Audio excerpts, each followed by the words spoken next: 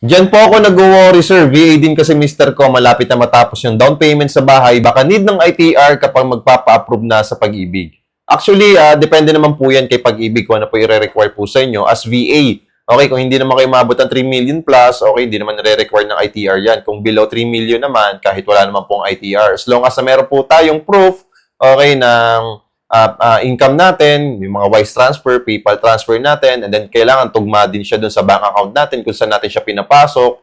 And then, dapat meron po tayong COEC, okay, na mare-request dun po sa mismong employer natin. It's either, ano ba yan, electronic ba yan, or with original signature, depende po yan, okay? So, much better po na ma-provide po natin yung mga requirements na i-require po sa atin ni Pag-ibig. Pwede nyo naman tanongin yan in advance kay Pag-ibig kung ano po ba yung requirements ninyo kay mister nyo, kay husband nyo na VA. Para in advance, ma-prepare nyo na rin, ma-check nyo na rin kung okay ba, di ba? Para at least kung sakaling i-require kayo na wala naman kayo, in case lang, di ba, makakahanap na kayo kagad ng alternative solution. Pwede nyo naman ipasok sa bank financing or sa in-house financing.